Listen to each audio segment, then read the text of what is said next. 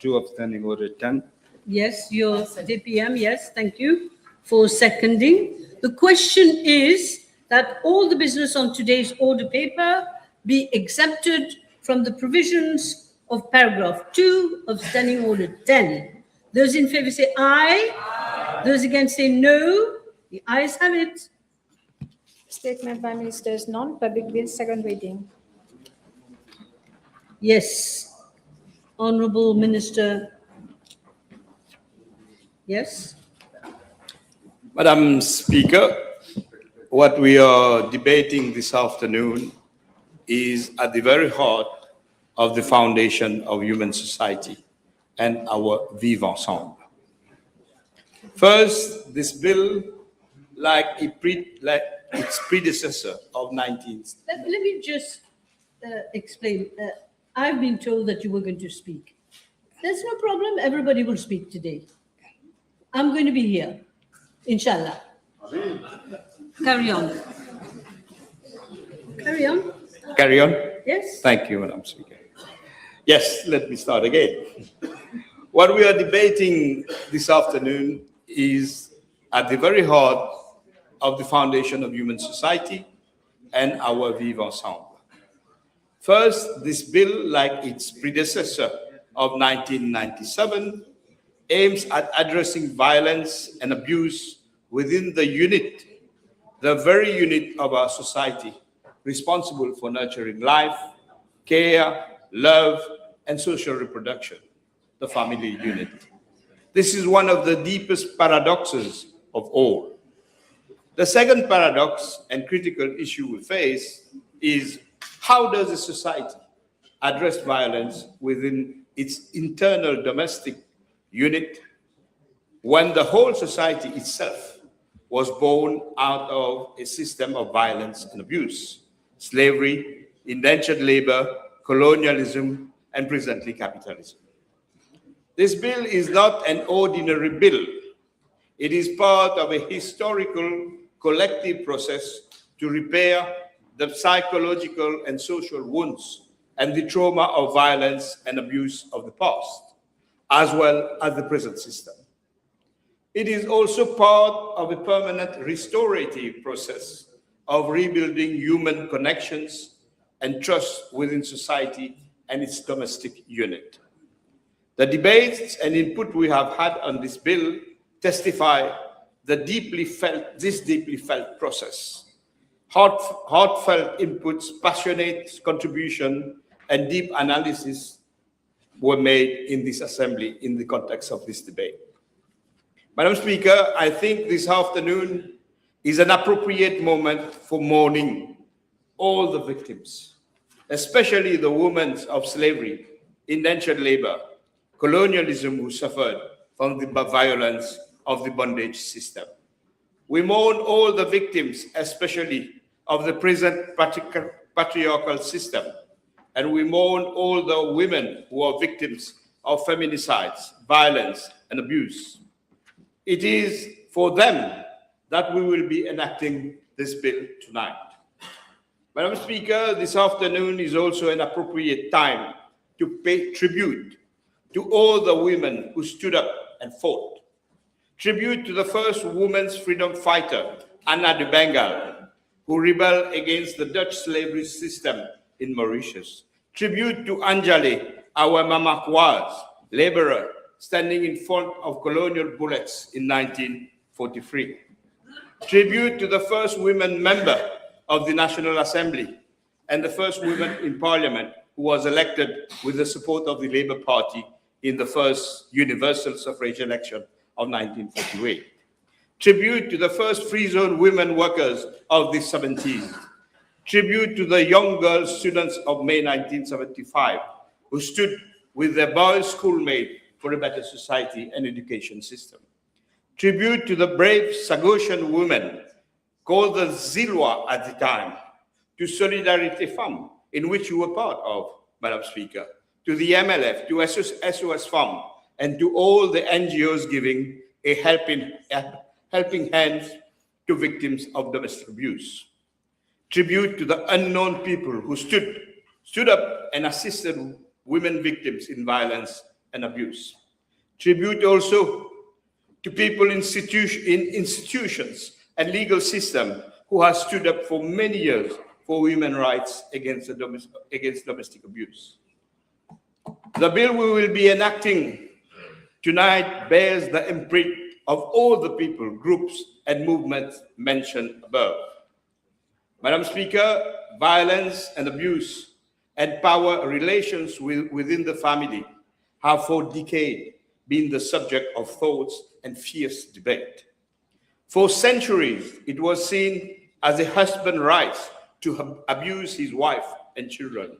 In some countries in the 19th century, certain states legally rescinded this right and criminalized wife beating. Over the next few decades, with financial freedom, women gain through working, strengthen the struggles for women's rights. By the late 1970s, domestic violence shifted from a taboo subject to a widespread social justice issue. Here, we must emphasize that men and women do not exist independently or symbiotically as separate life forms. Instead, they are complementary components of a single, unified reproductive system, evolved socially as human society. We must also stress that the so-called century-old right for a husband to abuse his wife or a male to abuse a female is not a given. For roughly 95% of its existence, humans live as nomadic hunter-gatherers. Anthropological, archaeological evidence shows that these prehistoric societies were remarkably egalitarian. While tasks were often split, women foraging provided the baseline caloric survival for the group, granting them high social status and autonomy. This shift towards patriarchy, a social system where men hold primary power, began roughly 12,000 years ago with the Neolithic Revolution period, the revolution of agriculture, paradoxically generated by women's knowledge. There are abundant examples from the Middle Ages and early modern period of European legal system that codified these ancient patriarchal biases into highly restrictive doctrines. Under many legal frameworks, a wife was not viewed as an equal partner, but as an economic asset owned by the husband. For example, the doctrine of couverture, originating in English common law, dictated that upon marriage, a woman's legal identity was completely subsumed by her husband. She became a femme couverte, a covered woman. Legally, she could no longer own property, sign contracts, keep her own wages, or write an independent will. Everything she brought into the marriage automatically became the absolute property of the husband. This historical architecture explains why even today, in the home remains statistically the most dangerous place for a woman. According to global data of the United Nations Office on Drugs and Crime, UNODC, more than half of all female homicides worldwide are committed by intimate partners or family members. The very unit designed to protect life became dangerous because it was legally and culturally built on ownership rather than equality. Madam Speaker, all this to say that domestic violence and abuse is primarily the product of a patriarchal society, where human beings are reduced to commodities and property at the service of others, and where human beings are subject to power structures, be it at the societal or domestic level. Domestic abuse is not just a behavioral problem of a few mad men. It is rooted in the millennial patriarchal societal practices. Patriarchy is far broader than a simple binary of men dominating women. while the fundamental definition of patriarchy from the Greek patriarchos, meaning ruling father, specially describe a system where men hold primary power, sociologists and political theorists and argue that it is a totalizing system of domination. Madam Speaker, it was my duty as an eco-socialist sympathetic to ecofeminism to share these basic philosophical, anthropological, and historical premises in the context of the debate on this cardinal bill being debated this afternoon. Let me come to the bill. The transition from the Domestic Violence Act, PDVA 1997, to the Domestic Abuse Bill represents a major shift in how Mauritius legally handles domestic abuse. The original 1997 framework focused primarily on immediate physical protection and restraining orders. The new legislation adapts to a modern understanding of domestic harm, moving from reactive protection against physical violence to a holistic, survivor-centered approach that targets non-physical and structural abuse. The most significant shift is the language itself. The 1997 Act targeted domestic violence, which inherently favors visible and easily provocable physical acts like assaults, physical intimidation, or property damage. The bill now adopts the term domestic abuse, acknowledging that some of the most destructive forms of control leave no physical marks. The bill moves beyond the isolated incident viewed as domestic violence by explicitly recognizing economic abuse, emotional and psychological abuse, and marital rape. The legislation acknowledges that violence is a mechanism of power and control rather than just an uncontrolled individual impulse. Some key differences between the two laws, the law and the new bill. The 1997 Act focused heavily on issuing civil court orders, protection, occupation, and tenancy orders after an act occurred. The domestic abuse bill is proactive and comprehensive, focusing on addressing structural causes, systemic support, and perpetrator accountability. The 1997 Act centered largely on physical harm, immediate threats of bodily injury, explicit confinement, or physical property damage. The domestic abuse bill broadens the definition significantly to explicitly criminalize coercive control, financial abuse, and non-consensual sexual acts. The 1997 Act relied heavily on district courts and individual enforcement officers to execute orders independently. The Domestic Abuse Bill implements a global judicial support network ensuring seamless coordination between enforcement officers, emergency services, shelters, and frontline courts. The Domestic Abuse Bill starts to deal with one of the fundamental issues, the role of state and public institutions, which are themselves objectively embedded in the patriarchal system. The new bill creates best interest principles for public institutions.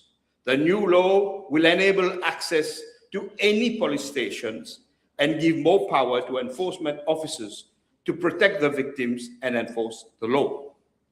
Madam Speaker, behavioral tools alone are not sufficient. A behavioral approach assumes that if we fix the abusers' psychology or train the police, the violence will stop. An eco-socialist approach to which my party adheres postulates that if a woman and other members of the domestic unit remain trapped in a socio-economic system and structure of power, society will continue to generate violence regardless of individual rehabilitation. This is why measures to empower women with new rights are essential to change power imbalances. The recent government decisions in favor of extended maternity leave or the introduction of menstrual leaves moves in this direction of restructuring these power relations. Madam Speaker, as Minister of Social Security, Social Integration, and National Solidarity, I believe this bill will complement existing legislation and coming legislations to better protect elderly persons and people with disabilities within the domestic unit. This is also a major step forward, especially when combined with the new definition of abuse. As Minister responsible for the National Solidarity Fund, we are proud to have humbly contributed to the institution of an allowance for citizens who are victims of domestic abuse, including those in government-sponsored shelters. This will empower victims of domestic abuse to transition from a space of violence to a future peaceful life. Madam Speaker, let me conclude by thanking the Deputy Prime Minister, herself coming from a modest Mauritian family, originating from Sagosian roots, and the daughter of a dock worker, for having laid this historical bill in this assembly. Her origins gives this bill an added ethos. After having mourned the victims, after having paid tribute to our heroine fighters, after having endorsed patriarchy and depicted the soundness of this bill, let us celebrate the journey towards a society where all human beings will live in harmony and love with one another and in harmony with our mother nature. Let me quote John Lennon. You may say that I'm a dreamer, but I'm not the only one. I hope someday you'll join us and the world will be as one. With this conclusion, You should sing it. I don't know whether the standing orders allow it. With this conclusion and this song, me as a member of parliament, as a minister and spokesperson of Resistance and Alternative, proudly support this bill. Thank you, Madam Speaker. Let us imagine then, right? Okay, now I'm calling on Honorable Minister Pentia. My discretion to call on you Yes, now. of course, Madam Speaker. Far from disputing the discretion, but respecting it. Madam Speaker, I shall start with a quote from Nelson Mandela. Freedom cannot be achieved unless women have been emancipated from all forms of oppression. These words of Mandela or Madiba are about women as victims of oppression, not men. Let us all agree on the fact that those who suffer most from domestic abuse in Mauritius are women. Indeed, the Deputy Prime Minister and Minister of Gender Equality and Family Welfare, Mrs. Ariane Navarre, provided statistics indicating that some 80% of domestic abuse victims in Mauritius are women. This can only mean that the major problem we are facing in Mauritius is a situation where women bear the brunt of abuse in households. However, without losing sight and/or consideration that the remaining 20% may also be men and children as aggrieved persons. Madam Speaker, today this government, as representatives of the Mauritian population, are precisely undertaking the historic mission of addressing the demeaning problem of domestic abuse by broadening the very definition of domestic abuse to consider psychosocial and economic factors besides physical abuse. At first glance, this bill may appear to be about one issue only, the prevention of domestic abuse, and the protection of women victims. But, Madam Speaker, I respectfully submit that it is much more than that. It is about the kind of Mauritius this government is determined to build. It is about the values that define us as a nation. This bill is about the responsibility that we have as legislators. Oh, to every citizen who expects this parliament to protect not only their rights, but also their self-respect, their dignity, and their contributions to build the Mauritian nation. Today, we're not simply debating a legal text, Madam Speaker. We're making a statement about the society we want to build. Today, this government is not just proposing legislative reforms. This government is also building a just society where the rights of women against abuse is recognized, is respected, and above all, is protected. Today, we as representatives of the Mauritian population are meeting precisely to undertake the historic mission of ensuring wider emancipation for our women, children, and families, and allowing them to break the shackles of irrational and unwarranted oppression. We are providing the needed legal framework to repair and strengthen the social fabric, to make it more resilient against abuse and more effective towards gender equality. Madam Speaker, as the Minister of Public Service and Administrative Reforms, I approach this bill from a different but complementary perspective. A law can establish rights. A law can define offenses. A law can impose sanctions. But it is only through efficient, compassionate, and responsive public service that those rights become a lived reality for our women, children, and families. An aggrieved person, Madam Speaker, who finally gathers the courage to seek help should not encounter bureaucracy instead of empathy. This person should not be sent from office to office. This person should not have to repeat the painful story countless times before receiving assistance. This person should encounter a state that listens, a state that acts, a state that protects. Madam Speaker, that is precisely what a modern public service must represent. Too often, administrative reform is associated solely with software, new procedures, or organizational charts, albeit these are important, but they are not the ultimate objective.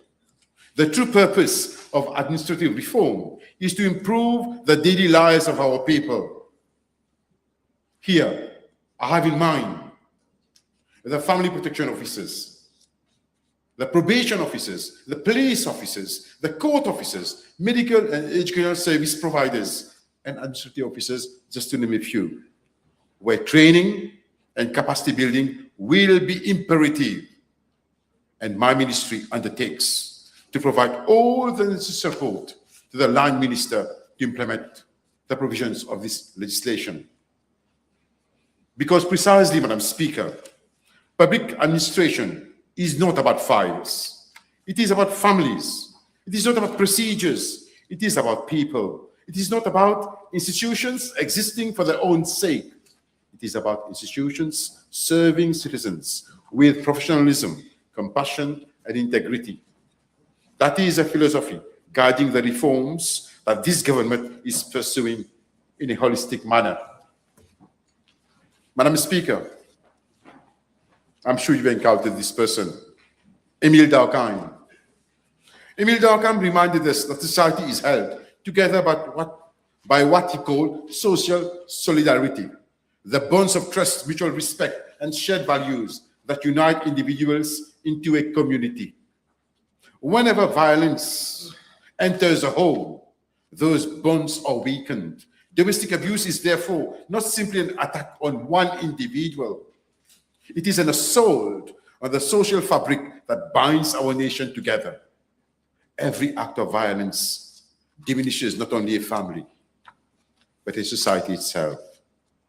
It affects public health, education, productivity, mental well-being, and social cohesion. It leaves deep scars on women, men, children, and families. It creates cycles of violence that may continue across generations if we fail to act decisively. And, Madam Speaker, this government is acting firmly and decisively. When government speaks about building a better Mauritius, we naturally think of economic development, infrastructure, digital transformation, and innovation. These are essential. But a truly developed nation is measured by something even more fundamental. It is measured by the safety of its families, by the trust citizens place in the institutions, by the respect shown to every individual regardless of gender, age, or social status. A better Mauritius is not measured only by the roads we build. It is measured by the lives we protect. It is not measured only by economic growth. It is measured by the dignity we preserve. That is why this bill deserves the support of every member of this House. Madam Speaker, we cannot not agree. We cannot not agree with what Jimmy Carter said. The abuse of women and girls is the most pervasive and unaddressed human rights violation on earth. At the time, Jimmy Carter was making a worldwide assessment. In our country, in Mauritius too, we have recorded heinous crimes against women for quite a long time. Even now, we often hear on Fejivea news about atrocities committed. This had to be stopped a long time ago. Unfortunately, the previous government remained silent on this matter. We are taking concerted, considered, and responsible action against domestic abuse. Madam Speaker, while combating crime and abuse of women still constitutes an uphill battle, this government has successfully undertaken considerable efforts to ensure equality in rights between women and men.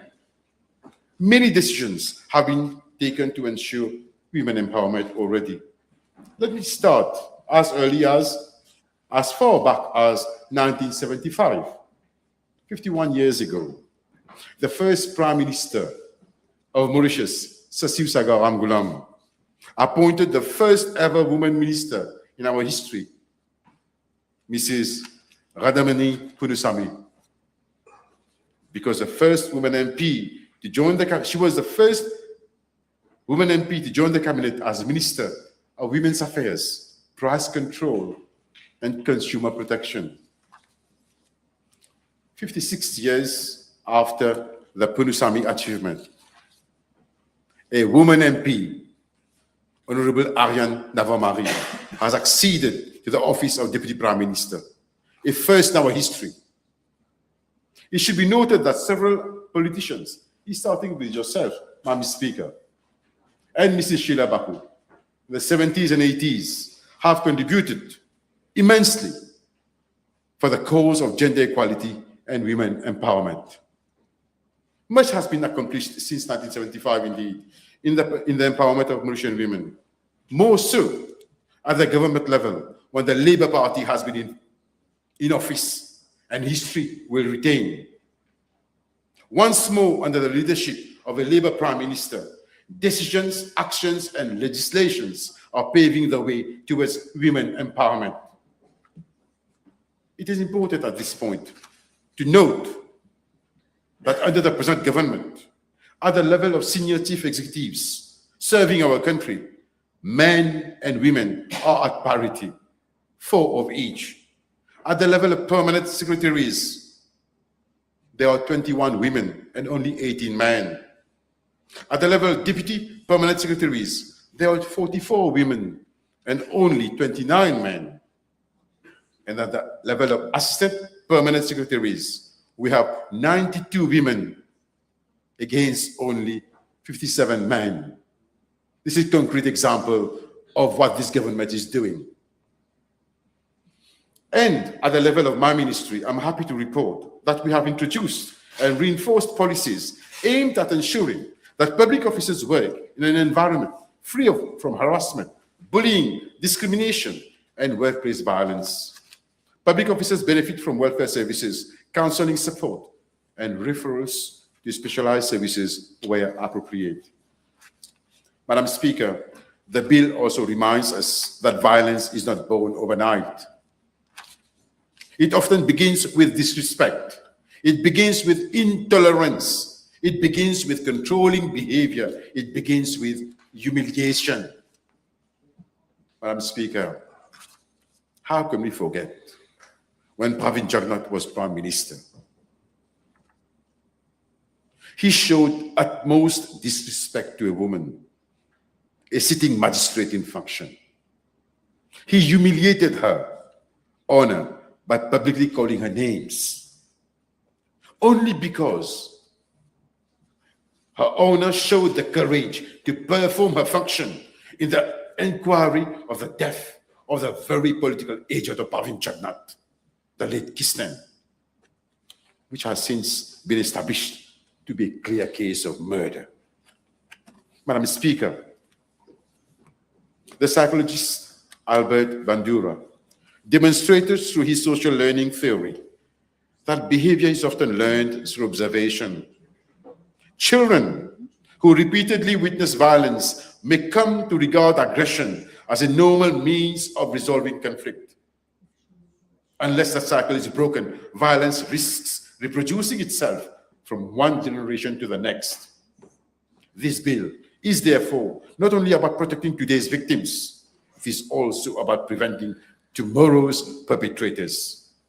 If we are serious about eliminating domestic abuse, then we must also promote a culture of mutual respect, dialogue, responsibility, and equality.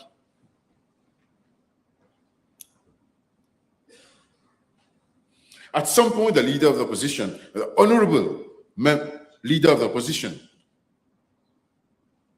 expressed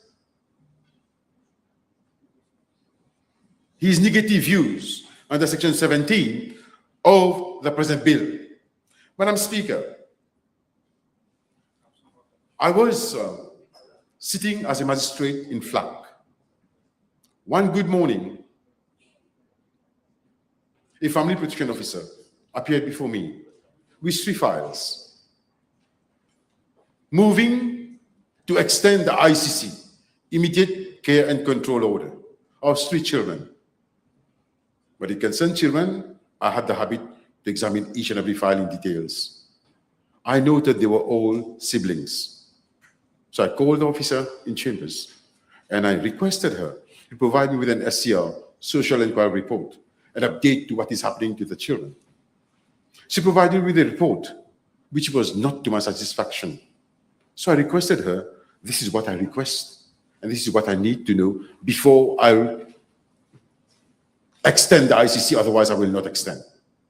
Eventually, I had to call to see the 3 children. They were all at Pointe-aux-Sables, and they were living in Olivia Antoinette. From there, moved to Pointe-aux-Sables. The children came. The youngest was 9 years old. She cried her eyes out. She wanted to go back to her mom and dad. The eldest was doing so well at the CP exam, did so well at CP exam. He was in Form 3 already at NSSS College in the vicinity of Port Louis. The second one was still at primary school. And they were all willing to go back to the bosom of their family. The reason there was an ICC, because neighbors reported the children were neglected. They didn't have a bathroom or a toilet. And they were not taken care of. Eventually, Madam Speaker, to cut it short, with the help of NGOs, with the help of the then Minister, Suren Dayal, responsible for this For such cases, we build a house for the family with a bathroom and a toilet. We had counseling for the parents and sent the children back in the bosom of their family. Section 17 is all about that. Giving magistrates sitting like me in a court the reason to call for inquiries, the reason to seek for rehabilitation, the reason to reconstruct families instead of destroying them. Madam Speaker, developmental psychology teaches us that human behavior is shaped by multiple environments indeed. The family, the school, the workplace, the community, and public institutions. If we truly wish to eradicate abuse, then every one of these environments must send the same message, that violence is unacceptable, respect is non-negotiable, and dignity belongs to every human being. I shall quote Nelson Mandela again. There can be no keener revelation of a society's soul than the way in which it treats its children. I strongly believe that in our education system, and my brother is next to me, children and adolescents should be sensitized to the benefits of equality and the negative consequences arising from violation of rights. We can thus create conditions where children will teach recalcitrant parents about the new society we are building. For many decades, Mauritius has been extolled by international institutions, foreign visitors, and media for its democratic values and the peaceful and fruitful interaction between people of diverse origins. Let us strive towards making of Mauritius a model also in gender equality and the existence of peaceful and striving close-knit families. Madame la Présidente. Il faut conclure. Oui, 2 minutes, Madame la Présidente, s'il vous plaît. Je reviens avec Victor Hugo. Trop de...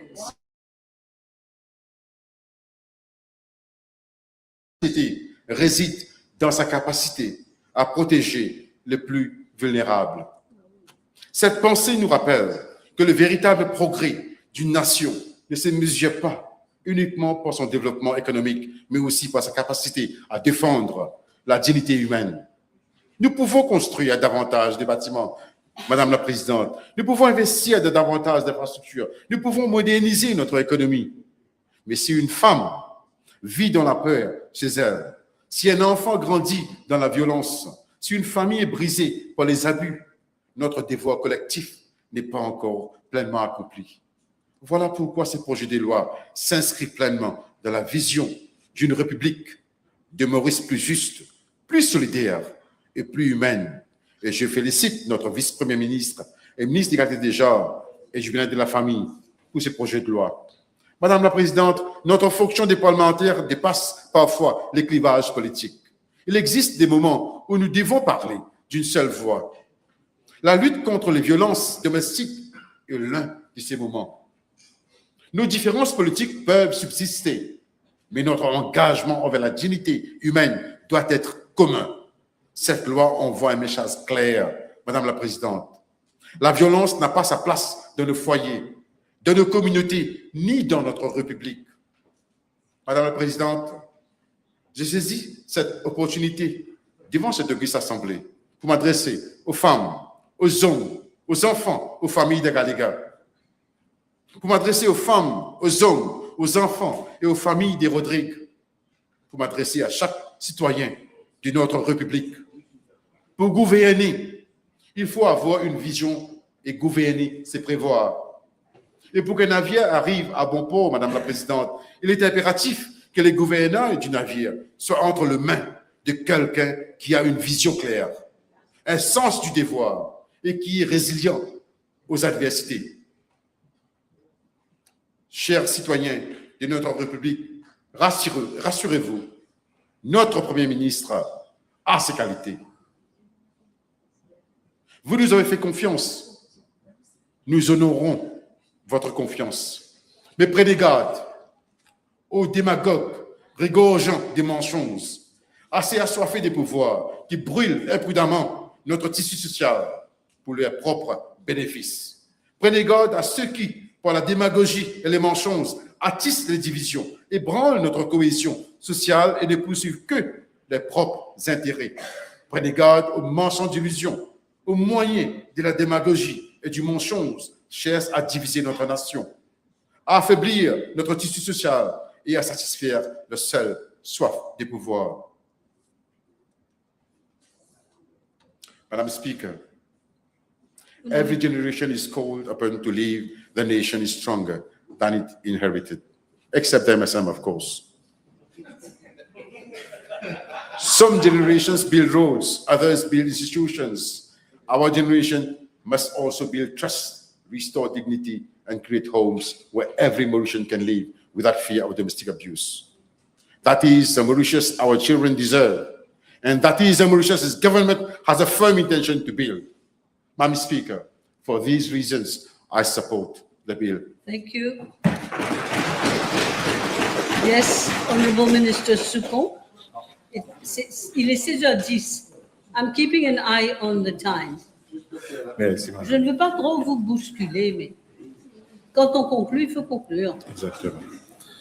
Madam Speaker, I rise in support of this bill. Madame la Présidente, quand une femme vit dans la peur sur son propre toit, le foyer devient une prison.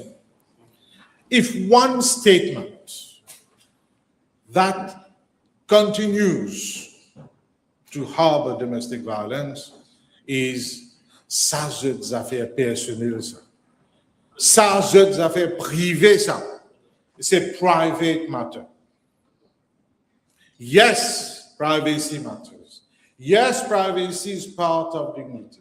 Yes, privacy provides the space where the family loves, the family grows, the family discusses, and the family forgives.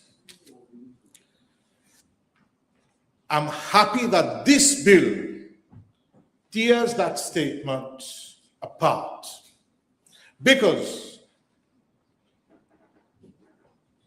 the wedding ring cannot become a weapon. The marriage certificate cannot become a license to terrify. The family name cannot be a hiding place for violence. I heard the opposition saying, not Honorable Babulal, I heard the opposition saying that this bill is theoretical. Theoretical? I invite them to read all the clauses of the bill. Section 9 provides interim protection. Section 10 tells us that, yes, you can apply for social protection order electronically. It talks about remote hearing. Section 29 gives the power for arrest without warrant. Section 34 talks about the speed at which the protection order's application must be processed. Section 41 ensures that the victim is made aware when the abuser is released on bail or is out of prison. The opposition is harping on the clause that the coordinating panel is meeting at least 4 times a year. But they fail to say that the officers are working every day, that 6 ministries, the police officers are involved in ensuring that people are protected in this country. I'm happy that this bill comes at the right time, before things worsen. Because if you look at the international statistics, for example, United Nations Women, they released a press release in last year stating that every day, 137 women are killed by their partner or somebody in their family. This implies that a woman is being killed by someone she loves practically every 10 minutes. That's why I congratulate the Honorable Deputy Prime Minister. I know how keen she has been to bring this bill to the House. The AG and the Prime Minister for coming up with this bill. One of the strongest points of this bill is that it defines abuse like no law has done it before: economical, psychological, emotional. In fact, Madam Speaker, the wounds that we can't see are the wounds that take time to heal and sometimes never heal. As this bill, close after close, fights domestic violence, I humbly suggest the title ought to have been Anti-Domestic Violence and Abuse Bill. And I'm happy that the law itself today is coming to correct what it has been partially responsible for. I explain myself. In 1765, we had Sir William Blackstone. At that time, he was a professor at the University of Oxford, and eventually he would be appointed as a judge. He wrote in his commentaries that following the marriage, the man, the husband, and the wife become one legal person. And that person could have been the wife, but that person was the man. Which means that after marriage, the woman, the wife, vanishes completely into the husband.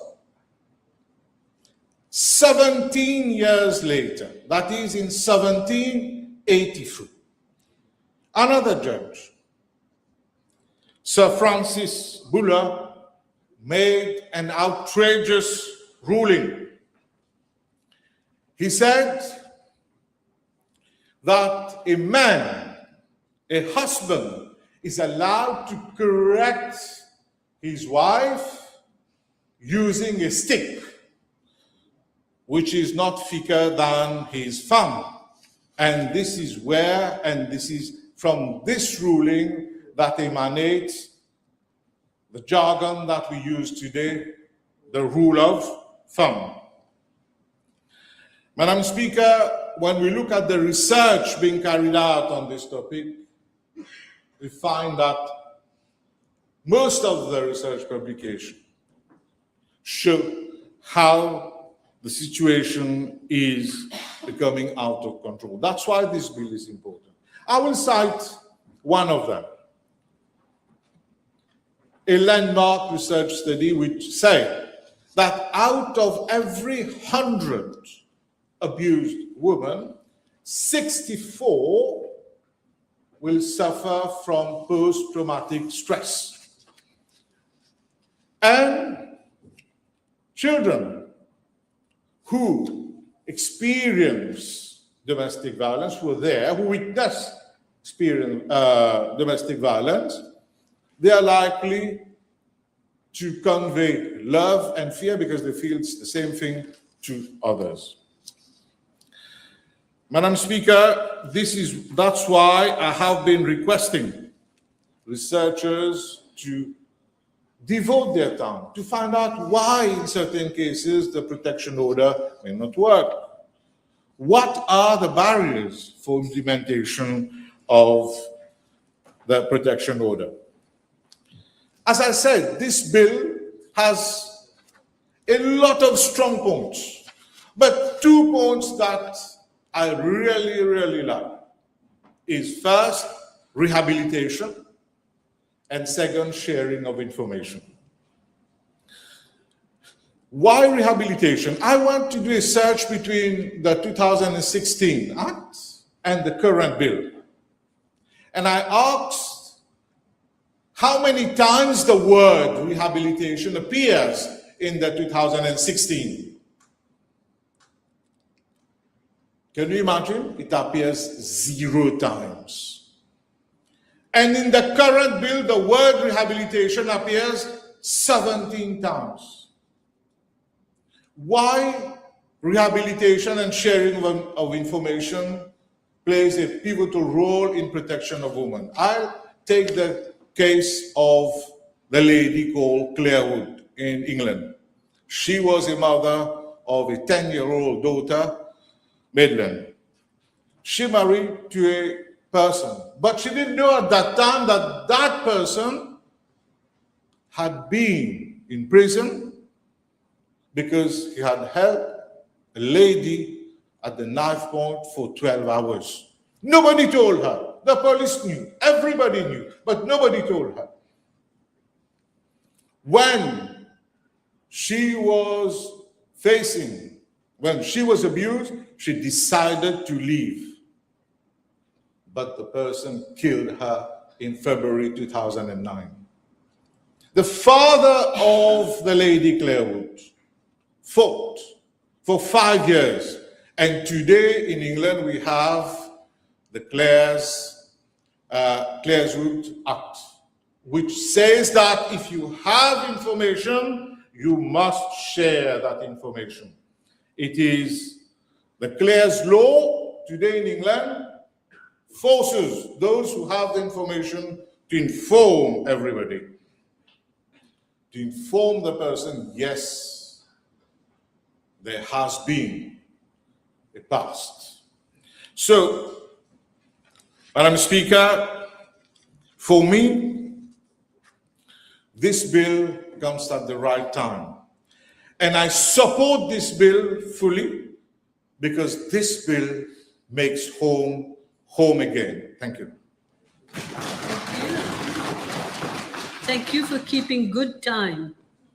Yes, now I think I have Honorable Dr. Bulel. Madam Speaker, I shall be brief, not only because brevity is the soul of the wit, but I've listened very intently to the speech delivered by the distinguished Honorable Deputy Prime Minister, Minister of Gender, Equality and Family Welfare. And make it a point, of course, to pay heed to speeches delivered by all our friends. And I must say, the speeches have depth, scale, and scope. And therefore have to be like Shifter the Yifter, moving here and there to make sure that I can canvass some points that have not been raised. Without repeating, yes. Without repeating. Thank you.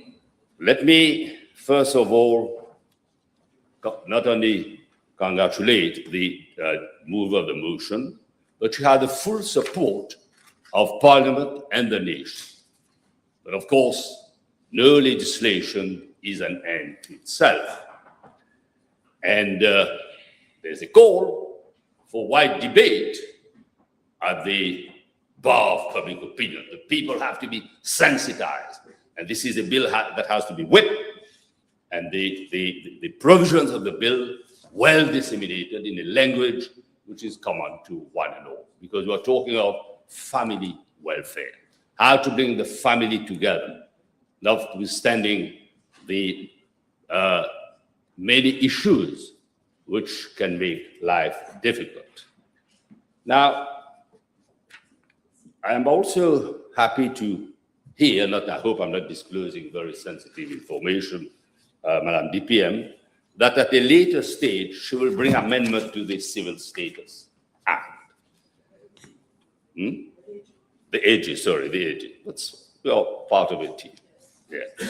Okay. And relevant legislation will address the issue of undeclared children. And you know what it means for a child not to be declared. And we know of kids attending schools who have not been declared. So you can imagine the psychological trauma of the child that he has to undergo. And they can be victims of parents whose dependency on illicit drugs is almost irreversible. And as a responsible government, we should all work against all forms of abuse and discrimination against our children and any victim.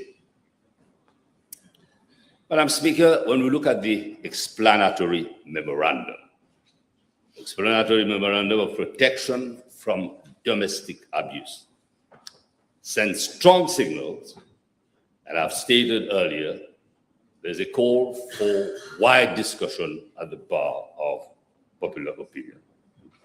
But the best empowerment of a person is knowledge of his and her rights. Then equality can become magnanimity. And when we look at the interpretation section, I've never seen an interpretation section which is very thorough. And I'm sure, as we say, every penny was well spent. Of course, there's always room for improvement. That's why I say the law sometimes is an ass. But the interpretation talk of not only domestic abuse or emotional abuse, but as has been stated by the distinguished minister responsible for tertiary education, the rehabilitation program. Adult interdependent relationship, they're all there. And all those who intervene have, of course, described cases of domestic abuse, neglect, and violence. And sometimes it is not obvious to establish domestic abuse. It can be very hard at times to establish at all, under the correction of the beautiful lawyer sitting on the next side, on the right, who's also on government bench, right? And I've known her since a very long time, seeing her growing up, and always very much in the forefront to canvass in constituency number 18. So it's the power of the lady. This is what we call empowerment, best empowerment. Now, I will come to an issue which is highlighted in this bill, which I think is not only provocative, but très avant-gardiste, right? The term adult interdependent relationship. Amazing. And it is full of significance. And it extends domestic abuse to adults of the same sex. Hats off. That's the way it should be. And it has been spelled out in the bill without fear or prejudice. There was a time when it was taboo to talk of people of the same sex living together at the issue of homosexuality. I think we should talk of homosexuality without fear or prejudice, because all human beings are humane and all human beings have equal rights. The protection from domestic violence was first introduced on the 29th of April, 1998. And I recall when the distinguished honorable lady introduced the bill, right, Honorable Mrs. Sidaya, and much to my surprise, our friends on the opposition bench was having a dig at her, calling her Mrs. James Bond. Now, you know, anything goes just to try to make the lady feel uneasy. And yet the lady is there to be admired, to be looked at. Sometimes the lady can also act with a clenched fist. So we have, as we say, to err on the side of caution, which we can share, which But we men equally can are share. also good to look at, you know that? Men are also good to Yes, look of at. course, irrespective of the profile, but as long as he's not for making a U-turn, no? Now, so the protection from domestic bill was first introduced on the 29th of April, 98, and amended in Indian file in May 2004, December 2007, July 2011, and June 2016. And I'm glad that in the last three amendments brought to the legislation, or the last two rather, the issue of cybercrime also has been highlighted. Now, and when we talk of cybercrime, I would refer to the cybersecurity offenses, which are on the rise, but unresolved cases have doubled, as Honorable Jabal stated. But you can rest assured that government is not indifferent or insensitive, and the ministry is working closely with ICTA and cybercrime, unit of the police, to force to investigate those cases frontally. You have to say one thing also. The minister responsible for IT is not here, but still, the online safety remains an uphill battle. And domestic abuse, as we've stated, is cross-cutting. To combat the scourge, we have to identify the at-risk. And the first person can identify the at-risk case is the teacher. The teacher, as a responsible person, should be trained to identify those at-risk cases for psychological support. And very often, as I've stated, he is the first contact person of a traumatized child. Government, Madam Speaker, is government. And government is acting forcefully to make provision of, amongst others, for an effective and more accessible judicial system to domestic abuse orders. The prevalence of domestic violence, I know you'd be surprised if I say that, among women was during the COVID-19 period. You'd be surprised, I'm sure you'd be surprised to hear that. And there were several factors identified as contributing to potential increase in both the prevalence and severity of domestic violence during the COVID-19 pandemic. And there have been studies conducted, information well disseminated, and one of the studies which highlight the severity of domestic violence during COVID-19 pandemic was a study conducted by one of the forceful institutions responsible for family welfare in Australia. And I highlight victims and offenders spending more time together, increased social isolation and decreased social movement, which may restrict avenues for women to seek help, and increased situational stressors associated with domestic violence, financial stress, and job insecurity. And the best thing that the Labour Party has done and could have done and constantly are doing is not only empowerment of women, but the emphasis being laid on education, education, and education. And this is of prime importance. What education has done, it has leveled up both men and women, keep making them at par, and when there's parity of esteem, this inherent problem, to a large extent, is mitigated and assuaged. Now, when we look at cases in Mauritius, as at 2024, approximately 1,507 cases under the Protection from Domestic Violence Act were lodged at the level of district courts of Mauritius, and in more than 50% of these cases, the complaints were withdrawn, set aside, dismissed, or struck off. And it's good to have an in-depth study over this repeated pattern. And this is something that we need to look into, whether the cases were withdrawn out of fear, whether there was substance in relation to the cases being withdrawn, whether the two partners have come together, but I think there's a call for study to be conducted. Now, the Domestic Abuse Bill provides for greater provisions and protection of victims. More responsive to victims, the victim can report emotional abuse. Cases of psychological damage can be at times difficult to repair. The bill makes the difference and serves the best interest of the aggrieved person, and he or she remains in the care of the aggrieved person, who should be given the support to recover from the abuse.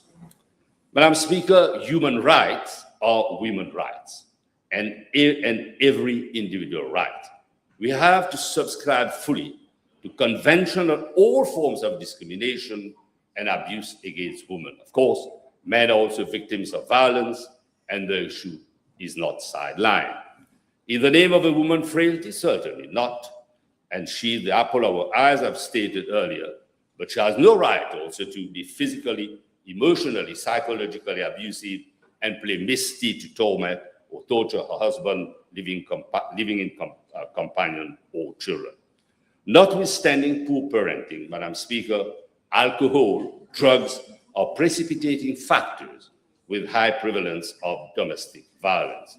The consequences are far-reaching, and the children who are referred to homes or shelters sometimes suffer from maladaptive conditions. The DPM is revisiting the prevailing conditions to protect the welfare of young who are restless and helpless. They are our angels, sometimes I've said angels with tight fists. And rehabilitation has to take place with tender love and care. And this is very vital. And sometimes we don't have the resources to make this happen. So we have to address this very forceful, meaningful manner, but we need to look at our level of preparedness and see to it that those who have the acumen deliver on what is expected of a society which is on the move. Let me comment on a few, I refer to a few sections, 22, 25, 27. Now, a domestic abuse coordinating panel will be established to coordinate cases of domestic abuse reported at the ministry, police station, or any other institution. Prior to reporting domestic abuse cases to the domestic abuse coordinating panel, committees shall be set up to conduct risk assessment, monitoring of cases, to conduct case conferencing on acts of domestic abuse. Of course, report and remedial action will be forwarded to the Domestic Abuse Coordinating Committee. Enforcement officers of the Ministry of Gender will also conduct risk assessment exercises, ensure the safety of the aggrieved person, submit assessment reports of the court, and where domestic abuse order has been issued, do regular home visits to the place of residence of the aggrieved person for the duration of the order. Section 32, an application for domestic abuse order shall be heard in camera, and this is very important, or remotely either proprio motu or at the request of a party.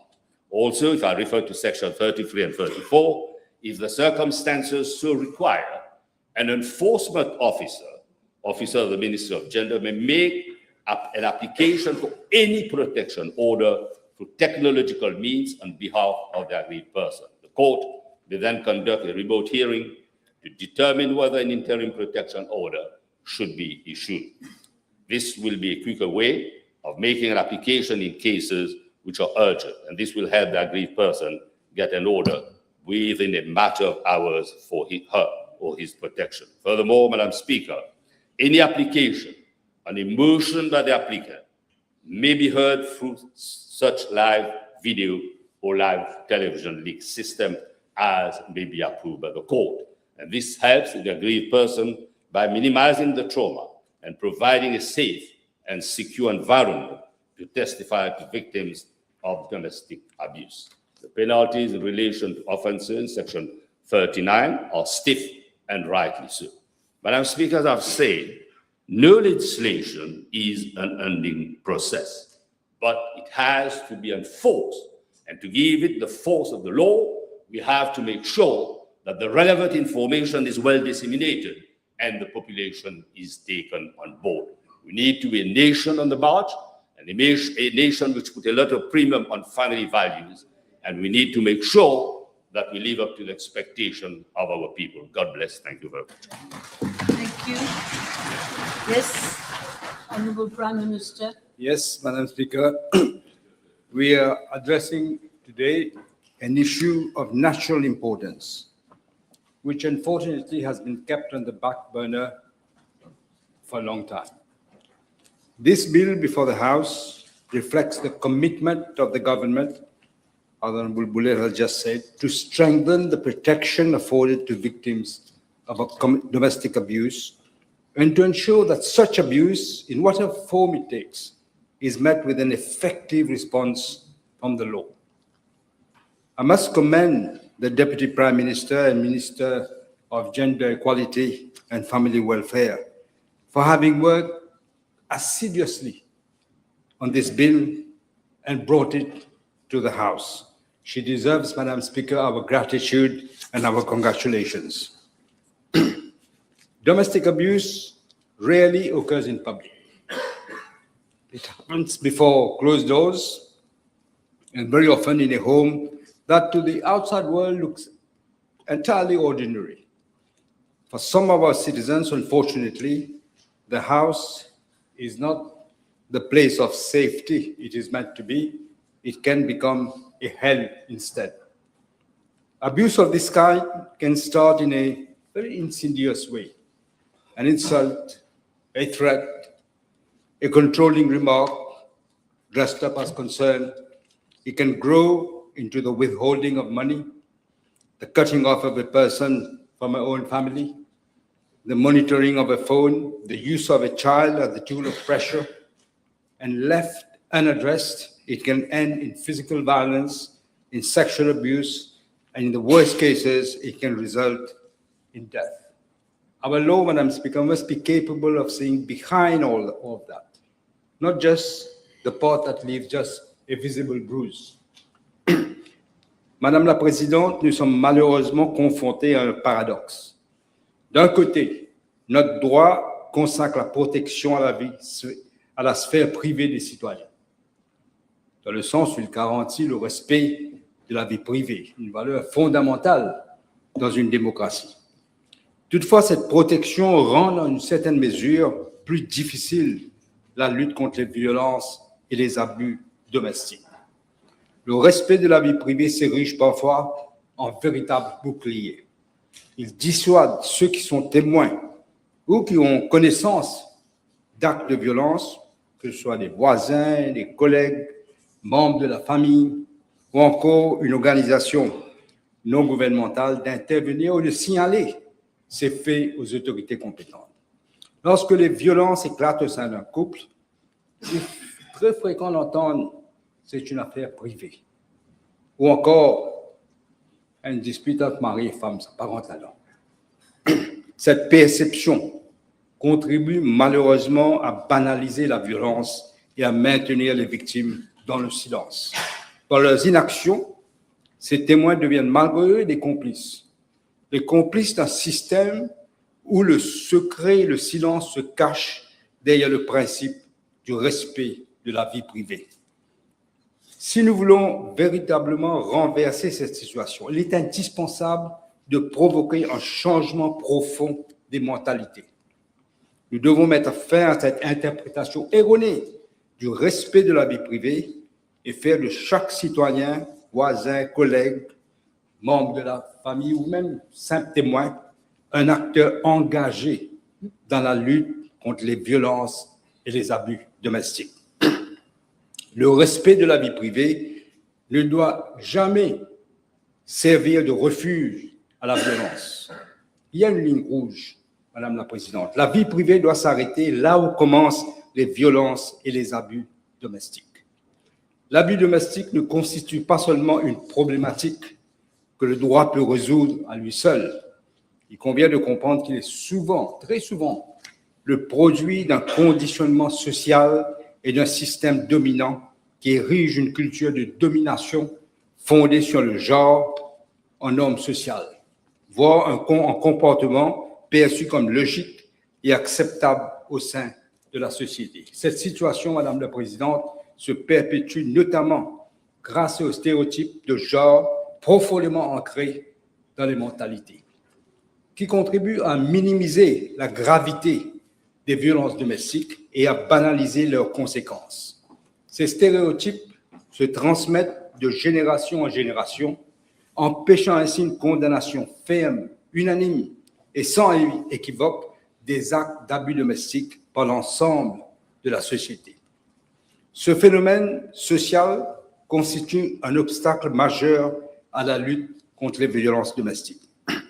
Dans un contexte où ces stéréotypes persistent, les sanctions prévues par la loi, qu'il s'agisse de peines d'emprisonnement, d'amende ou d'autres sanctions, peuvent apparaître comme une réponse essentiellement punitive, voire populiste, plutôt que comme une solution véritablement efficace face à l'urgence de protéger les victimes. Si elles sont indispensables pour sanctionner les auteurs, elles demeurent insuffisantes lorsqu'elles ne s'accompagnent pas d'une transformation profonde des mentalités et des comportements. À elles seules, elles ne permettent pas de prévenir efficacement de récidives ni de protéger les victimes actuelles ou les victimes futures.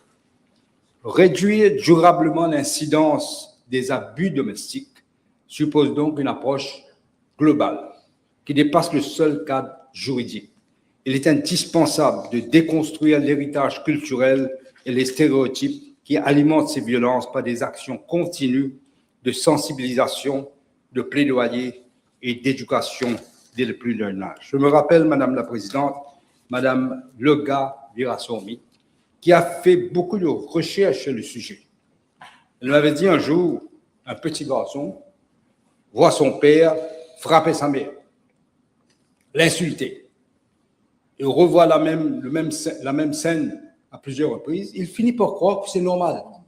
C'est comme ça qu'il grandit. C'est pourquoi il faut commencer l'éducation dès le plus jeune âge. C'est pourquoi je veux inclure cette notion dans le projet NICE que je vais recommencer très bientôt. Très bien. Parallèlement, les auteurs de violences devraient être soumis à des programmes obligatoires de réhabilitation comprenant un accompagnement psychologique, un suivi comportemental et des interventions visant à modifier durablement les attitudes qui contribuent à ces comportements violents. Ce n'est qu'ainsi qu'en agissant simultanément sur les dimensions, que ce soit juridiques, sociales, éducatives et psychologiques, qu'il sera possible de lutter efficacement contre les abus domestiques. Madam Speaker, with the passage of time, we have realized that there is a need to bring altogether different bill. The bill which is before this House is not a touch-up of the existing Protection and Domestic Violence Act, which was introduced in 1997 by the then former Minister, Honorable Indira Sidaya, and it dates back to 30 years, Madam Speaker. The bill repeals the Protection from Domestic Violence Act entirely and places it with legislation that is wider in its protection, more realistic about how abuse happens, and considerably more accessible to the person who needs the court's help. Even the change in the title is deliberate, because, Madam Speaker, violence tends to be read narrowly as a physical act, whereas abuse is broader. It captures the pattern of domination and coercive control that can destitute a person of her or his dignity and humanity. A person can be cut off from her or his own income, prevented from working, pressured into signing a loan, a guarantee. I've seen cases like this, or a power of attorney, give a power of attorney that she never wanted to sign, or he. Her medication can be withheld. Intimate photograph can be used to threaten and humiliate that person. None of that shows up as a bruise or on a medical certificate, none of it. Yet it can all strip a person of his or her dignity without having raised a hand against the victim.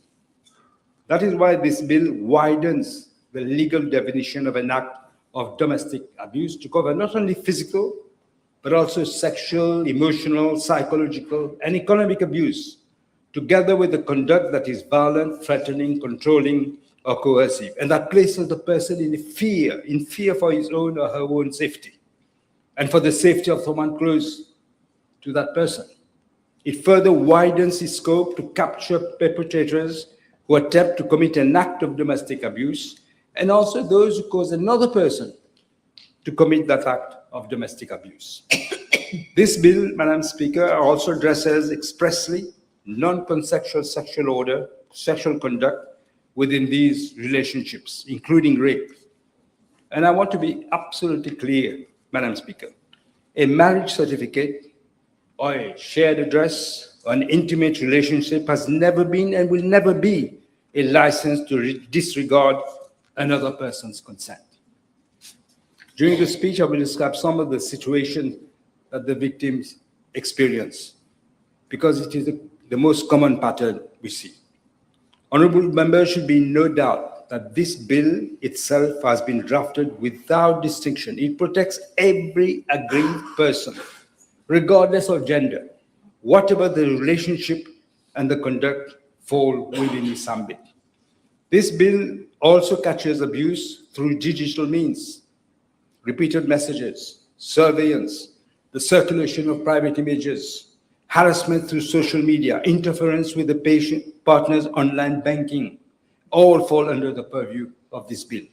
A victim today, Madam Speaker, can be followed by her or his abuser well beyond the walls of his own house or her house through the phone which is in his or her pocket. The bill now also addresses such conduct expressly and ensures that protection of the law extends to abuse committed through contemporary digital and electronic means, which is today a reality. The class of persons protected is also wider. Protection under this bill does not turn upon the existence of a formal marriage or a person living under the same roof, as is presently the case under the Protection from Domestic Abuse Act.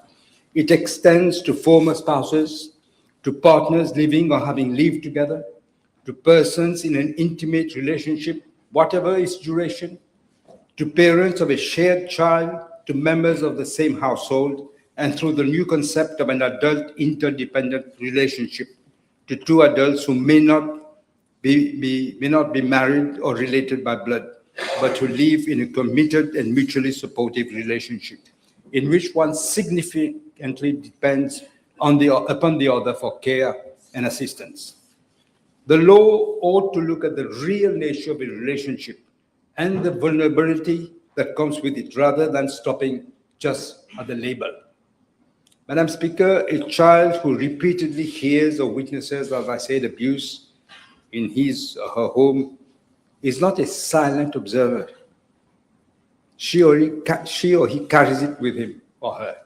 The bill recognizes that a child is a collateral victim in his or her own right and requires the court, when deciding what protection may be warranted, to weigh the welfare of any child who is or is likely to be affected.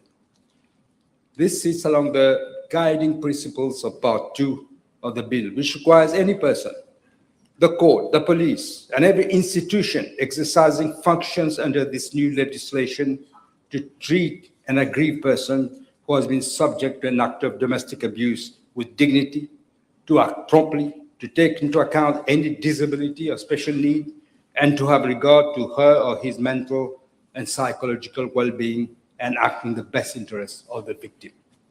I would ask honorable members not to read that as a formality. It sets the tone for everything that follows in the bill. A person who comes forward is given today the necessary consideration as a person and not processed as a case file or a number. Domestic abuse survives very often on silence, as I said earlier. A victim may be afraid. The victim may be financially dependent on the very person who is abusing her or him. The victim may simply not believe that anyone will actually act on what she or he says. The professionals who encounter her or him, such as a doctor or a nurse, a psychologist, a social worker, a family counselor, is frequently the first person to notice that something is wrong.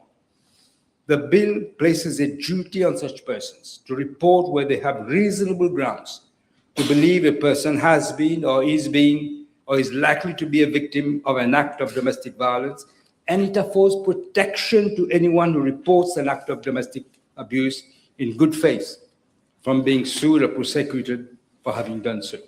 We want professionals, Madam Speaker, to be able to speak up when they see warning signs and not to have fear. They don't fear personal liability for it to be the reason why this is required. A right that cannot be exercised swiftly is in practice no right at all for someone who is in danger. An aggrieved person who believes further abuse is likely may apply to the district court for a protection order. The court may prohibit further abuse, restrict contact and proximity, bar entry to specified premises, and prohibit the related person from retaining an offensive weapon or from holding a firearm license. Such an order may run for up to 2 years. Where the danger is immediate, the court may issue an interim order, protection order, even before hearing the perpetrator, and may summon her or him to appear within 3 working days to show cause why the order should not be enlarged or varied or discharged. The bill also allows an enforcement officer to make such an urgent application by electronic means and the court may, where appropriate, conduct a remote hearing.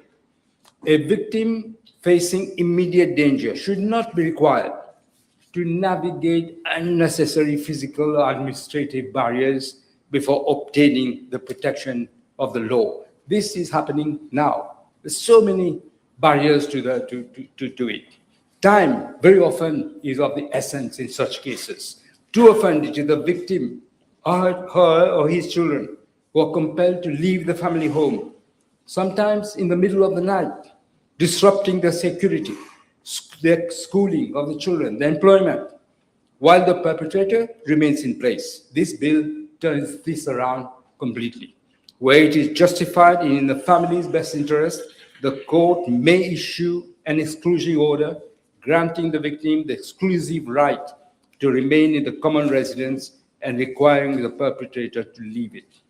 In deciding, the court will weigh naturally the continuity for any children, the accommodation needs of both parties, and any hardship that would result.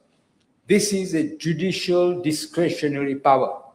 It is for the person who is a magistrate or a judge to decide. The court may address the practical consequences of such an order. Very often the leased residence, all the furniture, the household effects, rent, mortgage, repairs. Where an exclusion order is not appropriate, the court may order the perpetrator to secure suitable alternative accommodation for the victim and her children. There is also a further provision for alimony for the reimbursement of monetary losses flowing directly from the abuse, such as loss of earnings, medical or dental costs, and for a victim to be accompanied by the police back to the common residence to collect her or his belongings and those of his or her children. This may sound like small administrative matters, but to a person who has fled his or her home with nothing, they are very often the difference between a fresh start and renewed dependence on that very person she or he has just left. Madam Speaker, no single ministry or police station or court can carry this on its own. A victim may need police protection, may need medical care, psychological support, housing, access to justice, sometimes all these within the same day. This bill establishes a domestic abuse coordinating panel, bringing together the ministry responsible for gender equality, education, health, reform institutions, social security, and the police, supported by committees responsible for risk assessment and case conferencing at operational level, because the information must flow lawfully and responsibly between those institutions. Risks must be flagged before they escalate, and there has to be clarity and accountability about who acts on what. Enforcement officers will conduct risk assessments and home visits. They will prepare reports. They will arrange transport to a place of safety or to a hospital where it is needed and assist victims to file complaints. Where the victim is unable to give consent, an enforcement officer may apply for a domestic abuse order on that person's behalf, provided that the reasons for acting without consent are clearly put in front of the court. A complaint can now be recorded at any police station in Mauritius. Very often in the past, generally it's more often a woman than a man, more than 90%. They go and complain, they say, oh, this has happened elsewhere, you have to go to a different police station. Now it can be recorded at any police station in Mauritius, regardless of where the abuse occurred or where the victim lives. The question of jurisdiction must not be a bar to report such a case. Where the statutory conditions are satisfied, a police officer, not below the rank of assistant superintendent of police, may cause the perpetrator of abuse to be arrested without a warrant and brought before a magistrate at the earliest opportunity, because sometimes it is very urgent to act. We've seen recently in France, in England, these have happened. And where the victim withdraws her complaint, sometimes under pressure, now the matter has to go to the director of public prosecutions, because withdrawal, as I say, can come from fear or from pressure as much as from genuine reconciliation, and that judgment must be independent not between the parties alone. Proceedings will be heard in camera or where appropriate remotely with audio and visual recordings, admissible again subject to the rules of evidence. The bill provides for the court to dispose of applications expeditiously and to provide safe waiting areas and pre-trial support as far as practicable. An appeal to the Supreme Court lies against substantive domestic abuse orders, though not against interim domestic orders. An appeal will not suspend the order under challenge. A person's protection should not lapse simply because the other side has filed an appeal. It will not lapse. No cost will be awarded under the Act, and the proceedings will be exempt from registration and stamp duty. Madam Speaker, a person's safety should never depend on whether she or he can afford to pursue it. This bill protects, it doesn't excuse, it protects. A domestic abuse order is an order of the court, and willful non-compliance is an offense and is the underlying act of abuse itself. The penalties rise with repetition, a fine of up to 50,000 rupees and up to 12 months imprisonment on a first conviction, but a fine of 100,000 rupees and up to 3 years on a second offense, and a penal servitude of up to 10 years on a third and subsequent conviction. At the same time, the bill makes room for rehabilitation where necessary, that is, psychological assessment, and where appropriate, a structured program addressing coercive control and the risk of reoffending. After conviction, the court may, in exceptional cases and under close supervision, order counseling rather than a sentence. If the convicted person fails to comply, the court then will sentence him or her for the original offense under the penalties this bill prescribes.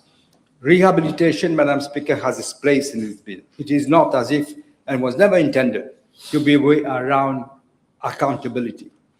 Persons who come to know a victim's circumstances in the course of the duties are bound to confidentiality, subject, of course, to narrow and clearly defined exceptions.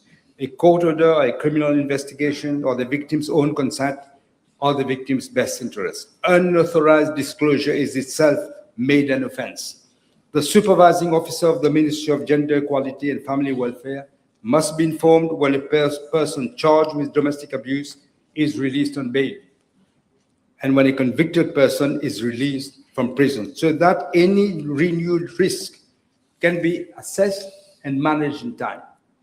The bill also provides, it makes proper saving and transitional provision for matters already underway and shall come into operation by proclamation with different provisions commencing on different dates so that the institutional and administrative groundwork can be put in place in an orderly manner. Madam Speaker, the question has been raised whether one should have recourse to chemical castration to punish serial rapists, in particular those having sexually assaulted children and engaged in incestuous acts. This, I must say, Madam Speaker, chemical castration has proved to be effective wherever it is practiced today. I believe, it's a matter of personal conviction, I believe that we should seriously concern this for certain repugnant cases, while we should be mindful of the human rights implications of such a practice, and it must always be based on very clear evidence. I took note of the proposals, Madam Speaker, made by non-governmental organizations to introduce electronic bracelets in addition to the protection order in cases of systematic domestic abuse. This will be given consideration. Madam Speaker, as Honorable Boulay has just said, no statute on its own can walk into a home and stop an act of abuse before it happens. What this bill does is set out plainly what our society will no longer tolerate, give a victim a workable and timely route to safety, and place the responsibility for what has happened squarely where it belongs, on the person who chose to abuse, to control, or to intimidate someone who trusted him or her. This is not a bill against the family. It is a bill in the defense of the family. It is a bill against conduct that hollows a family out from within. Affection is not ownership. Dependence is not consent. And the privacy of a home is not and cannot be a shield for what happens behind the closed doors. Madam Speaker, our responsibility does not end when this bill is passed. It would be measured in training, in resourcing, in coordination between institutions, and in how the person who finally finds the courage to come forward and is treated when she or he does. This legislation is necessary, it is urgent, and it reflects the kind of society we want to live in, a society where dignity is protected, vulnerability is not exploited, and no one is left to face abuse alone and in silence on the hands of a bully, an oppressor, or a tyrant. Madame la Présidente, une famille heureuse et stable où règne le respect pour chaque membre demeure la fondation de toute société. Durant ces dernières années, nous avons malheureusement été témoins d'une dégradation sans précédent de notre société. Cela est grandement dû à une perte de repères, au non-respect des valeurs morales et l'ampleur grandissante de la drogue depuis 2015. Les enjeux de notre société liés au bien-être de la cellule familiale sont multiples. J'ai mentionné la drogue, mais il y a aussi, depuis trop longtemps maintenant, les autres fléaux, tels que l'alcool, la précarité, le manque d'éducation, sont des facteurs qui entraînent plusieurs formes d'abus domestiques. On ne peut laisser au seul droit, au système judiciaire et à la police la responsabilité de lutter contre un problème de société. Dans les cas de violence domestique, il est indispensable de s'interroger sur la responsabilité de chacun, pas uniquement sur celle des témoins, comme j'ai évoqué plus haut, qu'il s'agit des voisins ou des membres de la famille. Cette responsabilité, Madame la Présidente, incombe également à l'ensemble des organisations de la société civile, aux associations socio-culturelles, aux organisations non gouvernementales, ainsi qu'aux institutions religieuses. Tous doivent se demander quelle est leur part de responsabilité, quel est leur devoir qu'elles ont envers la société, quel message elles doivent porter et quel plaidoyer doivent prendre part afin de contribuer activement à la prévention de la lutte contre les violences domestiques.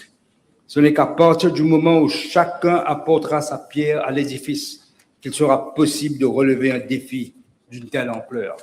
Les violences domestiques ne constituent pas seulement un problème juridique ou policier, elles sont avant tout un problème de société, comme je l'ai dit, qui exige une mobilisation collective.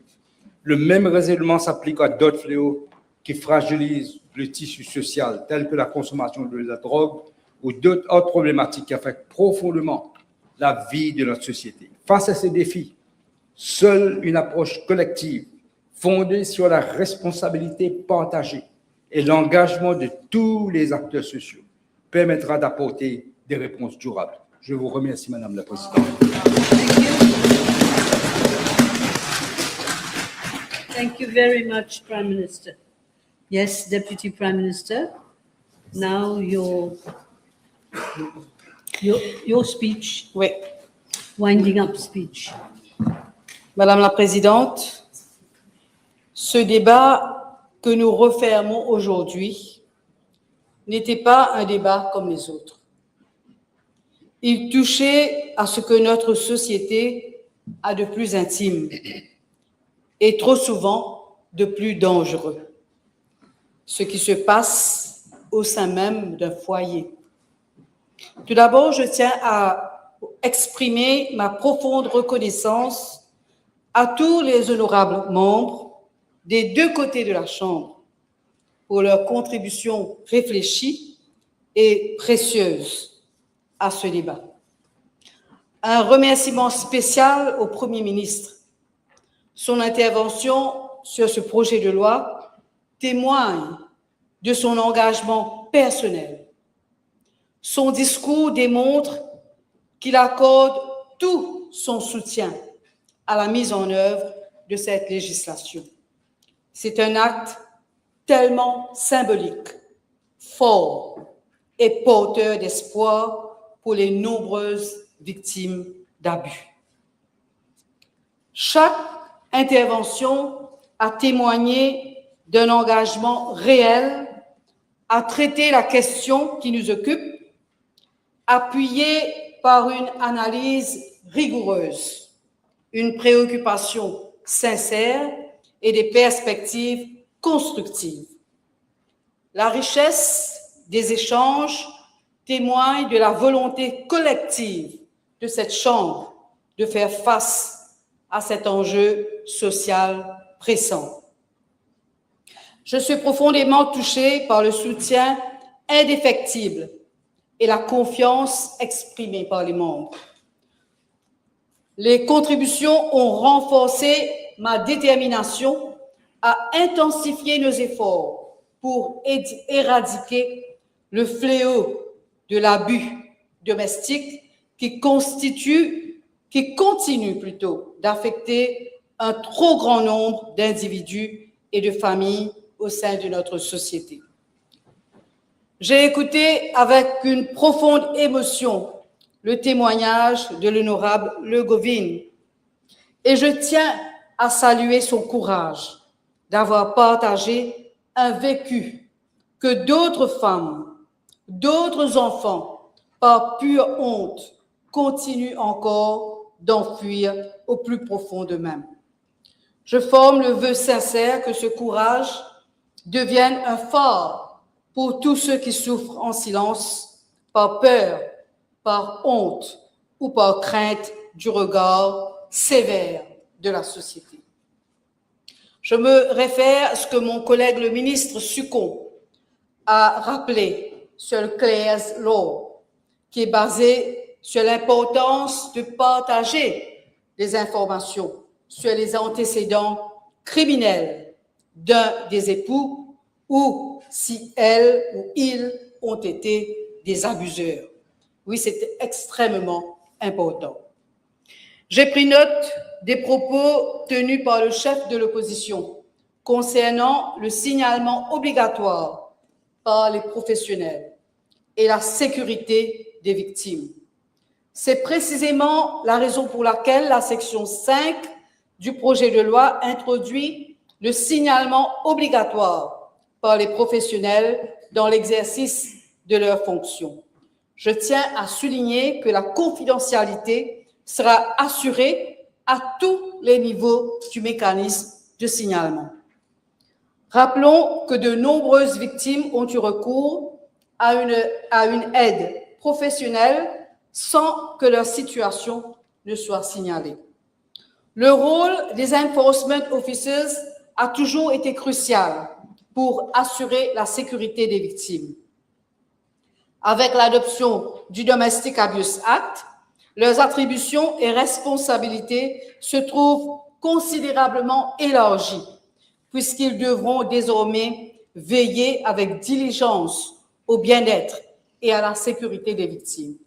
C'est dans cette optique qu'une formation spécialisée sera dispensée conjointement par les officiers du ministère de l'Égalité des genres et par les formateurs de Safe Lives UK, qui avaient déjà conduit une première formation parrainée par la Haute Commission britannique plus tôt cette année.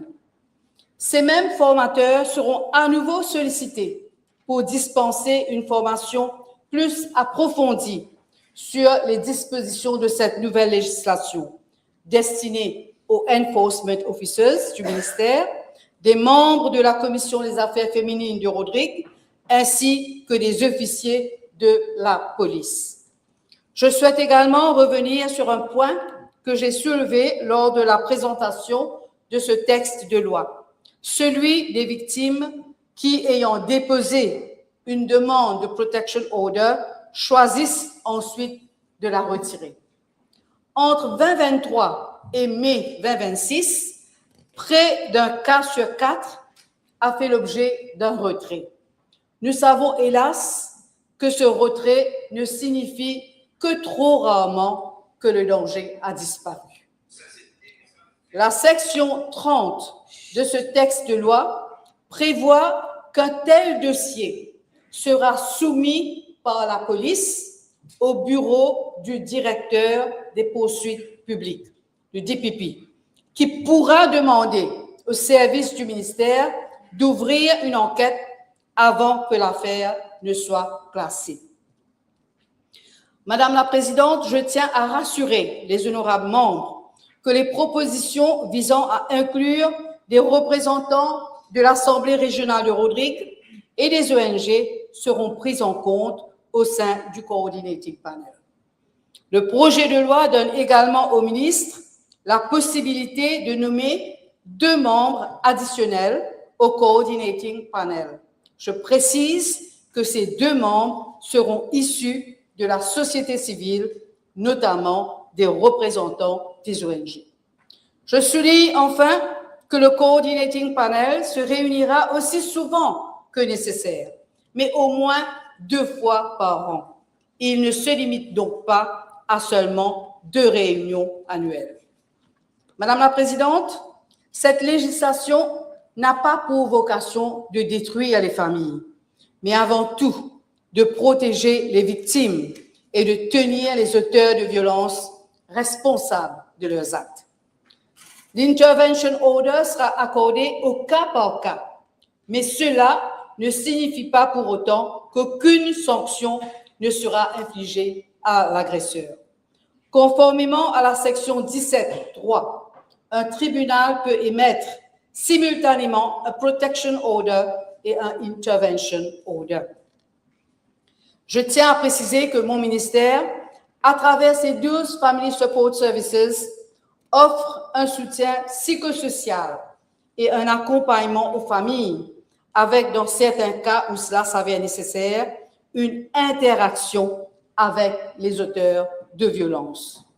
La Brigade pour la protection de la famille disposait auparavant d'un programme de médiation dans les affaires de violences domestiques, le Reconstruction and Recovery Program.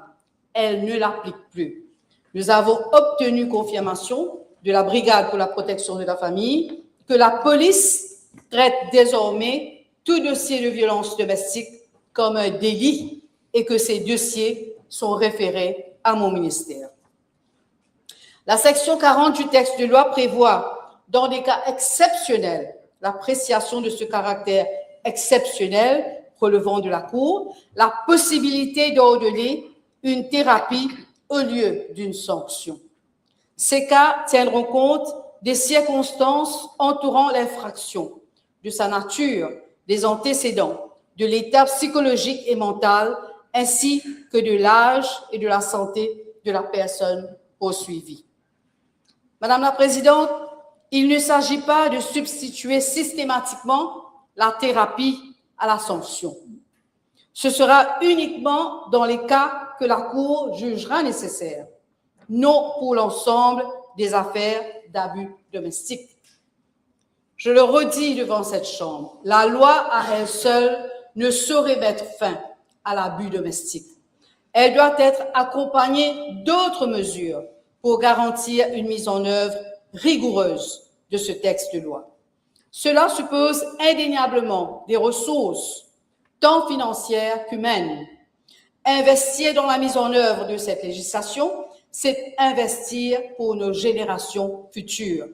C'est là ce que l'on peut appeler une réforme véritablement transformatrice.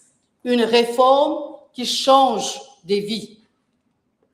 Il est clair, comme plusieurs intervenants l'ont souligné, que la mise en application effective des dispositifs de cette loi dépendra des ressources mises à disposition, les officiers de mon ministère et les membres de la force policière. À cet égard, mon ministère prévoit le recrutement de nouveaux officiers dès cette année. Le budget nécessaire a déjà été alloué à cet effet. Je suis pleinement consciente des préoccupations exprimées par les membres de cette Chambre quant à la charge supplémentaire que cette législation fait peser sur la police, ainsi qu'aux responsabilités additionnelles qui lui sont confiées. Je suis confiante que les ressources additionnelles seront allouées à la force policière.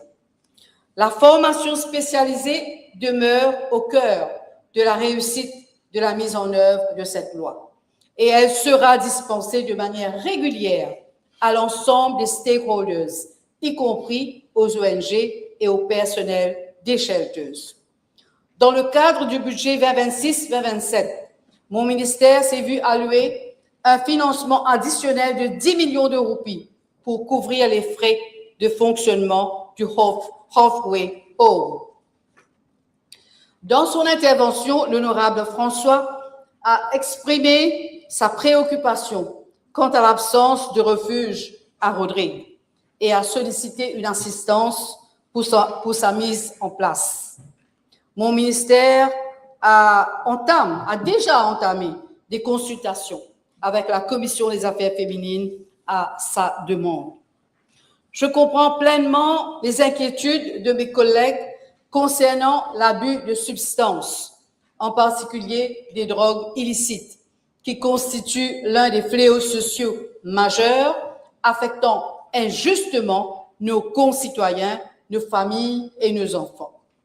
Les fils, filles, épouses et époux sous l'emprise de la drogue sont bien souvent les auteurs d'abus domestiques, notamment sur le plan financier, ce qui débouche fréquemment sur la violence physique. Pour faire face à ce problème, la NADEC a élaboré un National Drug Control Master Plan 2026-2030, dans le cadre duquel l'ensemble des parties prenantes sont appelées à mettre en œuvre de manière collaborative les actions recommandées. Je tiens à saluer l'initiative de l'honorable Premier ministre et ministre des Finances d'avoir alloué dans le budget 2026-2027 la somme de 2 millions de roupies au ministère concerné dans le cadre de l'initiative nationale de lutte contre la drogue.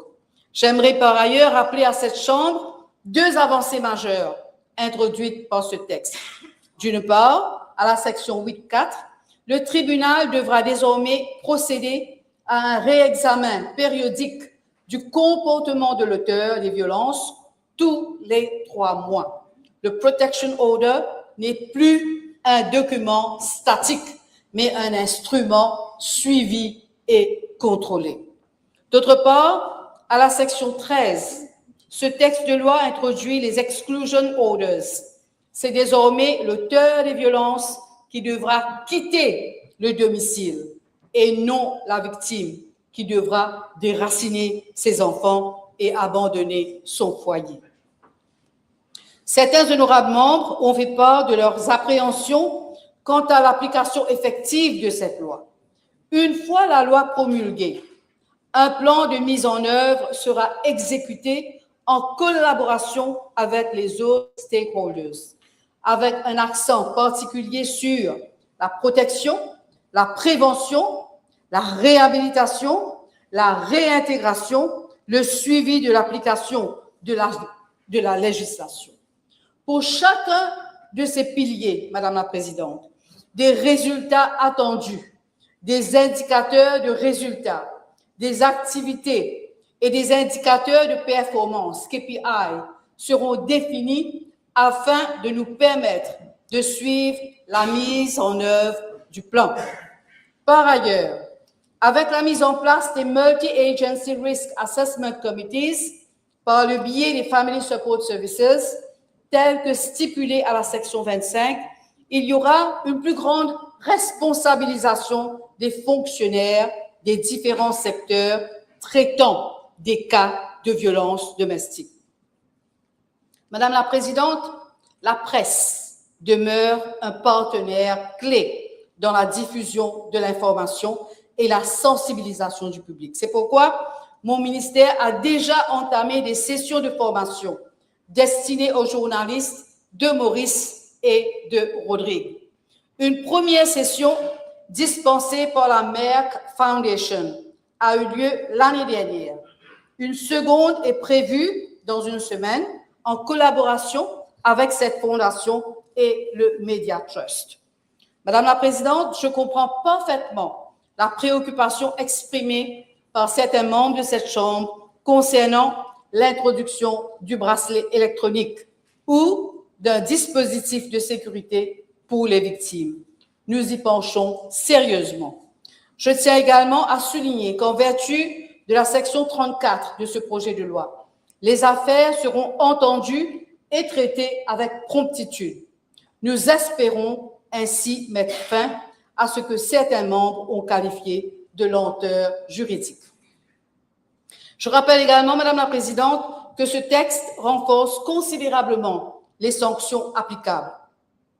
À la section 39, toute personne qui manque délibérément de se conformer à une ordonnance en matière d'abus domestique s'expose dès une 3e condamnation à la servitude pénale pour une durée n'excédant pas 10 ans. Madame la Présidente, plusieurs membres de cette Chambre ont soulevé la question des enfants, victimes collatérales de l'abus domestique, qui souffrent trop souvent en silence. Ils ont insisté sur la nécessité de leur apporter un soutien psychologique soutenu et de veiller à ce que leur situation fasse l'objet d'un suivi rapproché.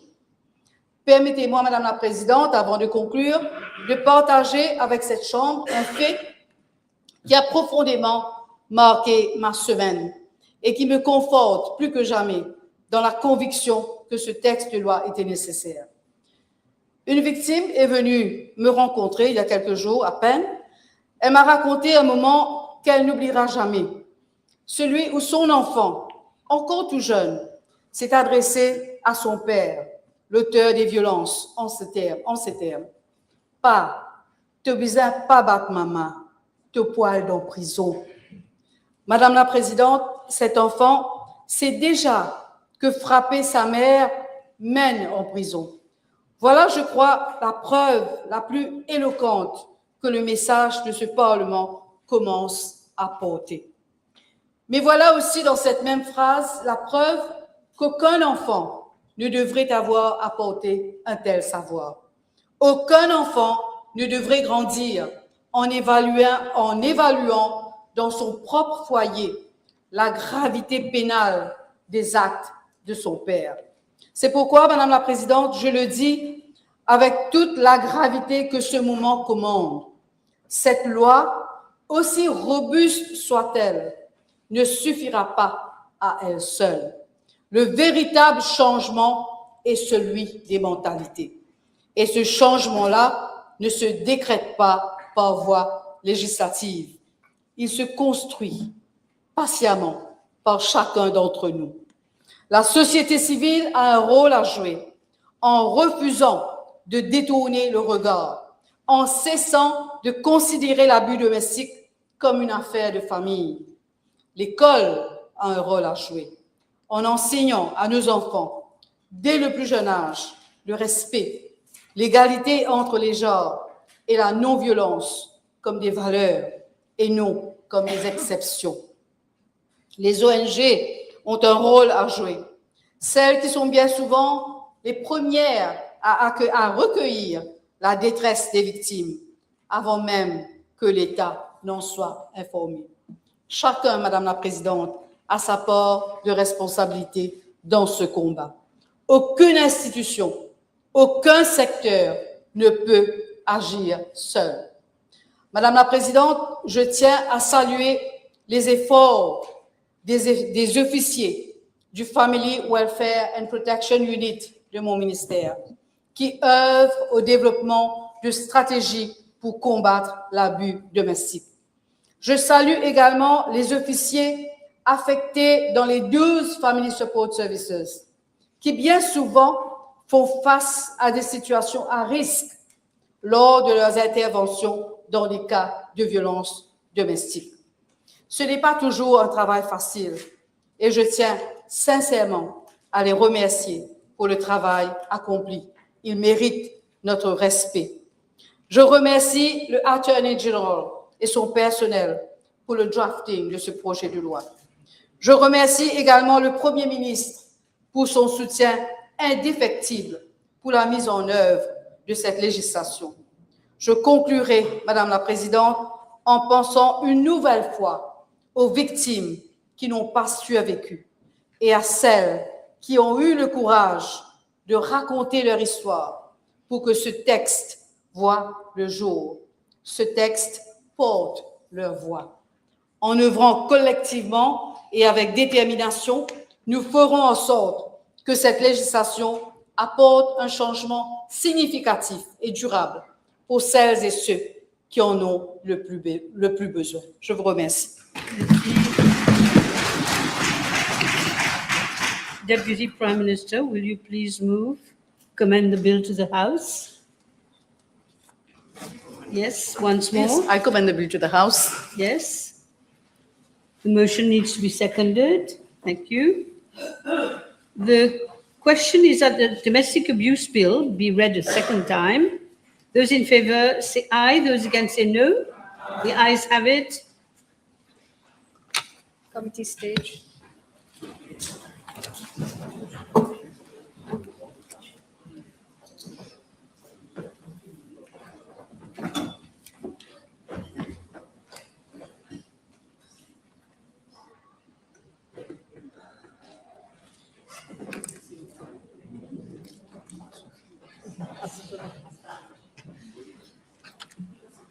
Yes.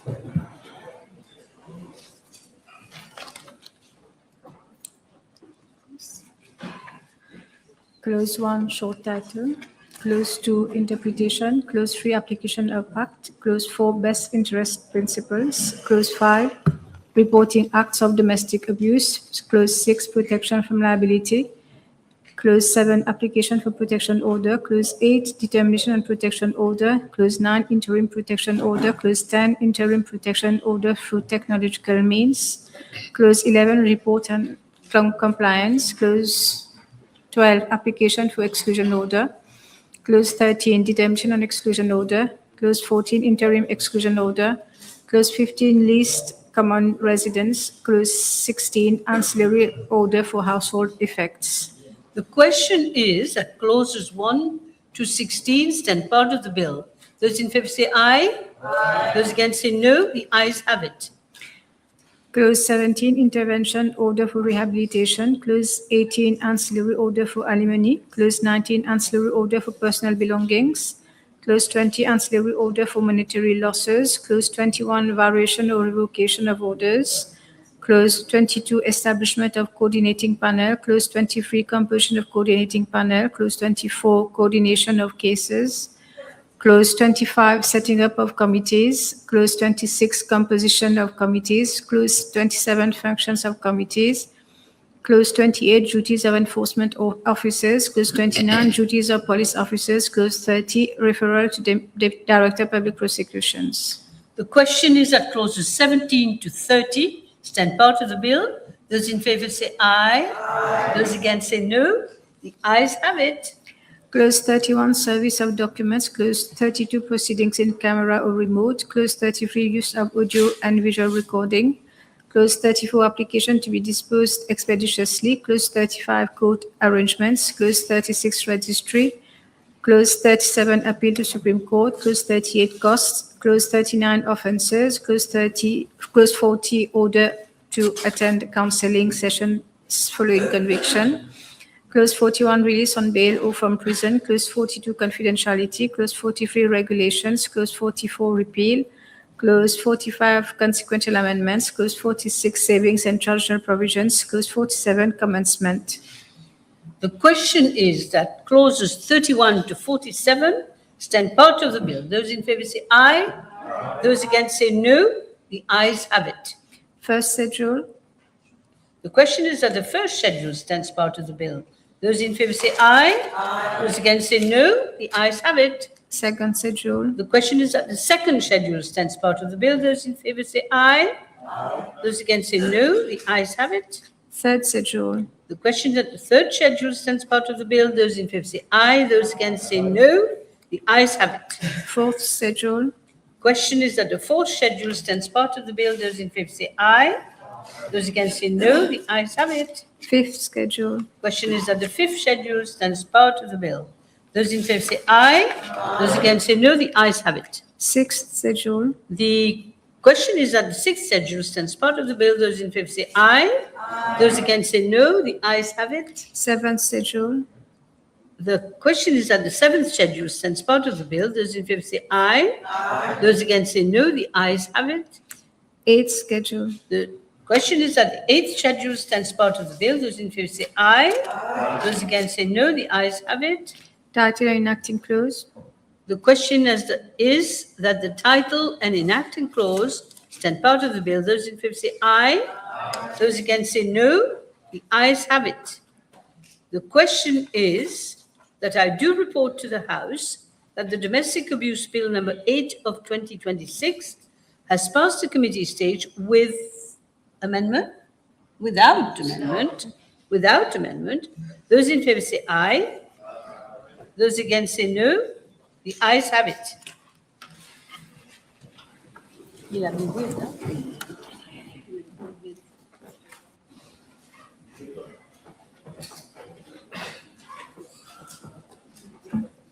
Please take your seats.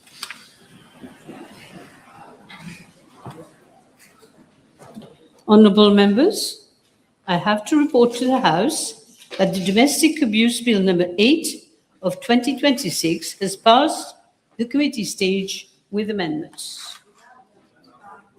Without, I'm sorry, it's written with everywhere. It's without amendments. Thank you. Thank you. Third reading. Yes. Madam Speaker, I move that the Domestic Abuse Bill number 8 of 2026 be read a third time and passed. Yes, seconded. Thank you, Minister. The question is that the Domestic Abuse Bill number 8 of 2026 be read the third time and passed. Those in favor say aye. Those against say no. The ayes have it. Adjournment, Prime Minister. Yes, Madam Speaker, I move for the adjournment of the House to next Tuesday, the 14th of July at 11:30 a.m. The House stands adjourned. Yes, yes, question, Je vous adjournment remercie. question. Je vous remercie. Ma requête s'adresse au ministre de l'Environnement. Madame la Présidente, c'est un titulaire de baux sur les pas géométriques se croit malheureusement tout permis.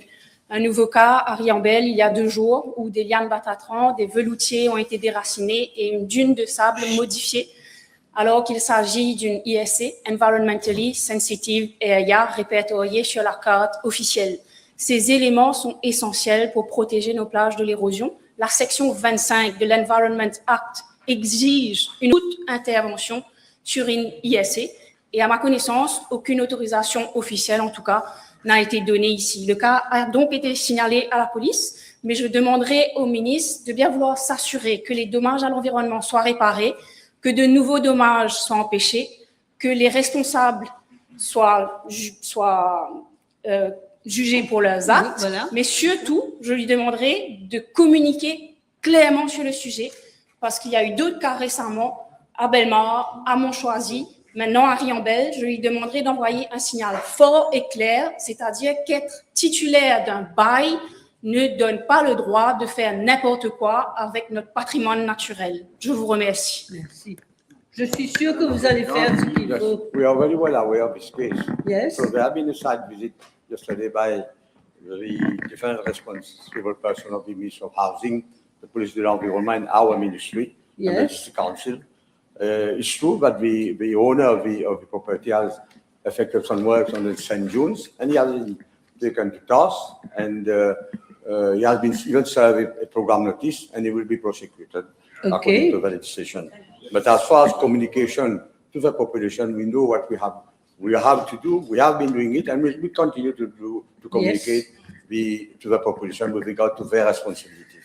Thank you. And Minister of Housing spoke about that issue last time. Yes, because since it also concerns state land, let me just inform the honourable member, Madam Speaker, that not only have we had the site visit, but we are also already in talks with the Attorney General's office in order to clarify by way of regulations for perhaps what responsibilities and rights are, what happens from the low water mark to the high water mark, from the high water mark to the building line, and who has rights and what are responsibilities. So this is already underway because there was a huge lacuna in the law that led to a lot of people doing a lot of things that they are not allowed to do.